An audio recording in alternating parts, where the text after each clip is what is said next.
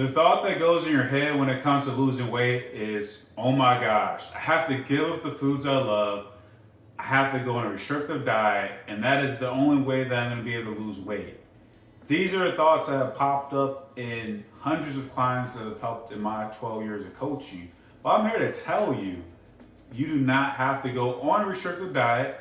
You can still eat the foods you enjoy and lose weight, but you have to do it smarter, not harder. I'm Lee Agbohlah with Ultimate Performance, and in this video, I will share how to eat smart so you can enjoy the foods you love and still be able to lose weight. I know it seems like it's not possible because so many diets that are told that are the best diet and that's gonna work for you remove some of your favorite foods. But I'm here to tell you, if you understand how to make the right nutritional choices, you'll still be able to enjoy food. I'm no stranger to understanding the diet culture. I've been around it. You know, when I first got into wanting to coach, I used to believe it as well, that if you ate quote unquote bad foods, those are gonna magically make you just fatter and that you wouldn't be able to lose weight. But over time, learning what I learned in college and through my studies, even outside of that, and coaching clients, I learned that wasn't true. That you could still enjoy food and lose weight. And it's something that I've adapted to myself because I know I love food and I'm sure you love it too.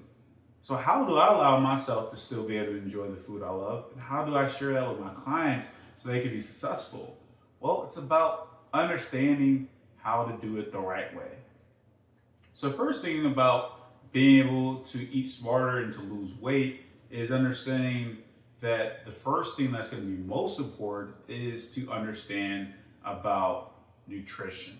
If you understand that a calorie deficit is number one, then you will be fine with it when it comes to losing weight. So what does that mean? What does it mean that a calorie deficit is number one or it's king? That means that is the thing that's going to be most important for order for you to lose weight. So number one thing you need to understand first is calorie deficit is most important. Well, if I gotta get a calorie deficit, does that mean that I have to remove everything? No. Calorie deficit means I just have to get under a certain amount of calories in order for myself to lose weight. So let's use the example. If you have to get under 2,500 calories, let's just say 2,500 calories is what your body at this point allows you to be in maintenance. Maintenance just means, you know, you're not gaining weight, you're not losing weight. So let's just say 2,500 is a number. Now, in order to lose 1 pound of fat, you have to burn 3,500 calories. So if we look at it for a week, right? That's 7 days a week. That means you have to lose about 500 calories a day. So that means you would have to get to 2,000 calories per day on average to lose 1 pound a week, which is a very conservative number there. Now, if you want to lose more, then you have to drop it down even more. But I would say that's a good part to start out. Let's just keep it at 1 pound. Because in a year time, if we average that out in a year, that's 52 pounds. If you're 52 pounds lighter, how great would you feel? You'd have more energy, you'd fit in your clothes better, and you'd probably be closer to your goals, if not already reached your goal. So you want to think in terms of that. So if I know I have to get into that calorie deficit, how do I allow myself to do it?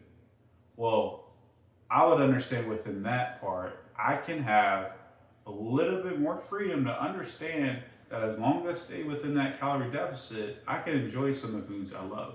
So what's a real world example of this is taking case if you just enjoy snacking on maybe some of your favorite things that you enjoy from time to time.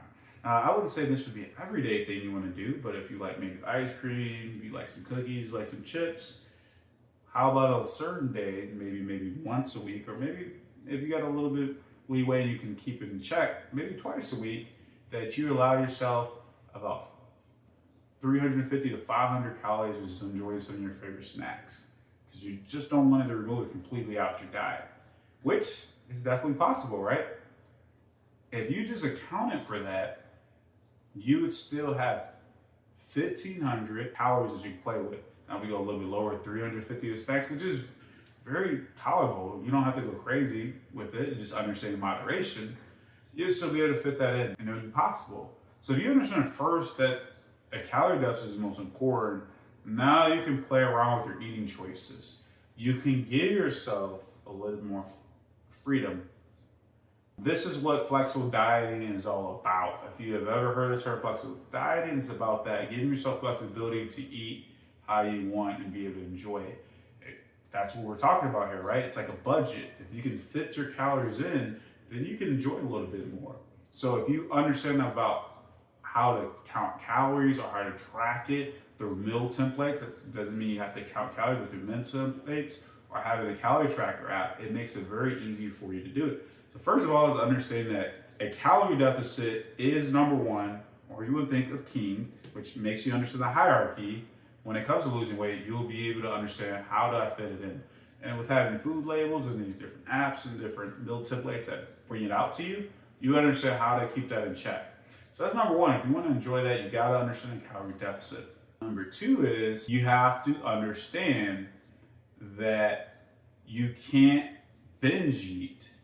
It's about understanding your choices within your nutrition. So what does that mean is you have to be a conscious eater.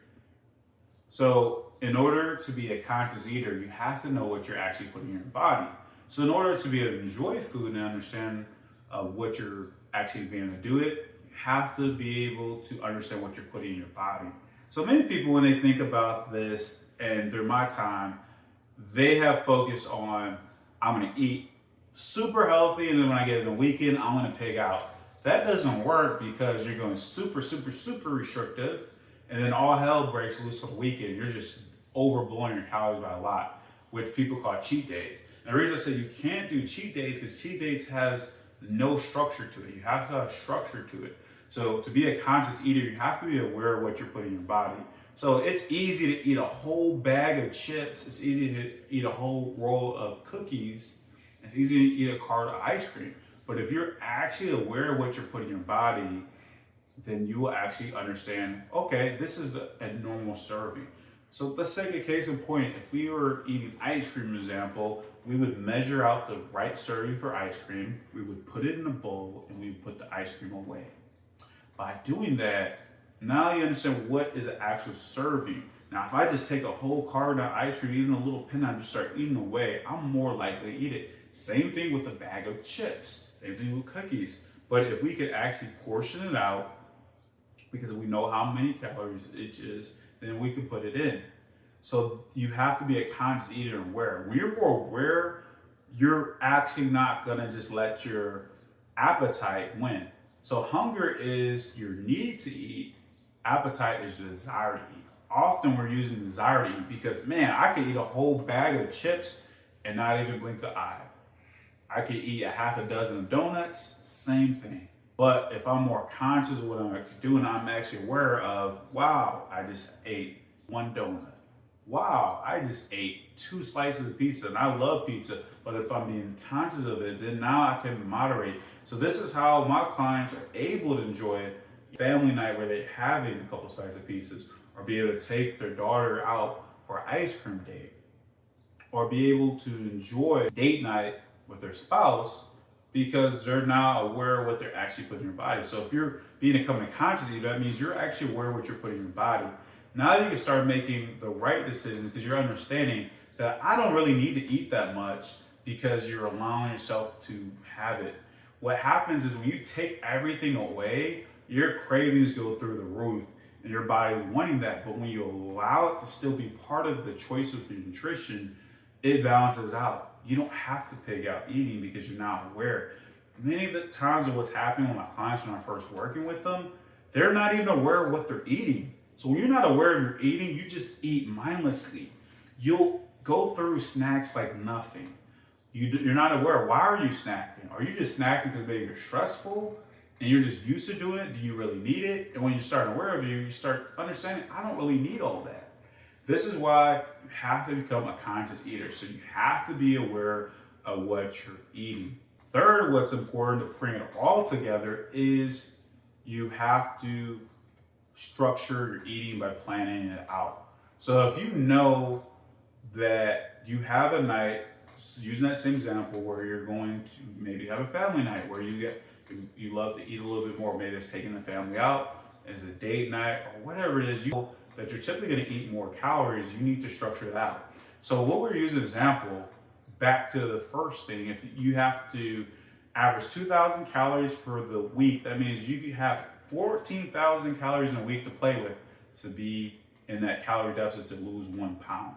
So that means I can push on certain days. If it is a Friday night, if it's Saturday night, I can allow myself to eat more calories on that day because now I'm structuring it.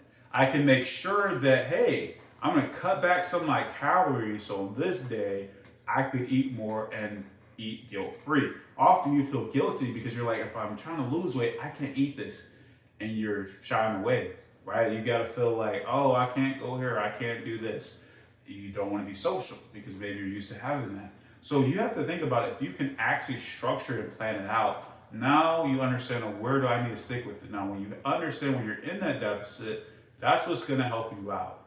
So first, you gotta understand calories are king, which is number one. Second, you need to understand that you have to be a conscious eater. You have to be aware of what you're eating. Third, what we talked about, you gotta structure it and plan it out. That's how you're able to eat smart and eat the foods you love and enjoy eating. So, let me know what you got from this video. If this is something you enjoy, let me know. And always be sure to like and subscribe.